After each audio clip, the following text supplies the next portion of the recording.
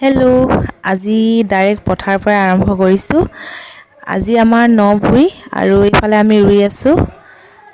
মই অকণমান বোলো ভিডিঅ' কৰোঁ। অংকিতাই মোবাইলটো লৈ আহিলে আৰু সেইফালে ৰোৱনী ৰুই আছে।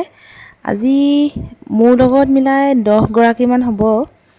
তাৰপিছত এইফালে কামত লাগি আছে সকলোৰে আৰু ময়ো যিহেতু আজি ঘৰতে আছোঁ আৰু বতৰ খুব ভাল, ৰুই আছোঁ। এইফালে খৰি আছে অংকিতাও অকণ ৰুইছে।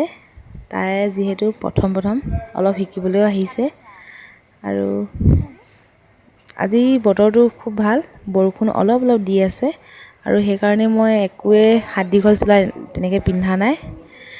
বতৰ ভাল কাৰণে এনেকৈ ভাল লাগে আৰু এইফালে সকলোৱে ৰুই আছে। এবাৰ কিন্তু আমাৰ প্ৰথম বাৰীৰ ভিতৰত থকা মাটিবোৰহে ৰুই লোৱা হৈছে আৰু গৰম হ'লে যিহেতু একেবাৰে পথাৰলৈ যাবলৈ মন নোযোৱা নিচিনা লাগে। যেতিয়া বতৰ ভাল হয় অট'মেটিক যাবলৈ মন যায়। আৰু এবাৰ মই কঠীয়াও তুলিছোঁ, কিন্তু আগতেও তোলোঁ। এবাৰ কিন্তু ভিডিঅ' কৰিবলৈ নহ'ল তেনেকৈ। ৰাতিপুৱাই 5টামান বজাতে তোলোঁ আৰু 1 ঘণ্টা 2 ঘণ্টা তুলি আজৰি হৈ যাওঁ। সেইকাৰণে মোবাইল সকলোতে লৈ থাকিবলৈ পাহৰি থকাও হয় বিশেষ। আৰু আজি আমি এনেকৈ ৰুই আছোঁ। এইফালে আমাৰ মেইন ৰোৱনী, তাই হাঁহি ৰুই আছে। কিবা কিবি কৈ আছোঁ কাৰণ তাই ভালকৈ গোজটো দিব পৰা নাই। হাঁহি মই ভিডিঅ' কৰি আছোঁ আৰু এইফালে খুৰীও কিবা কিবি কৈ আছে অংকিতাক। আৰু এনেকৈ আমাৰ আজি ৰোৱা হৈ আছে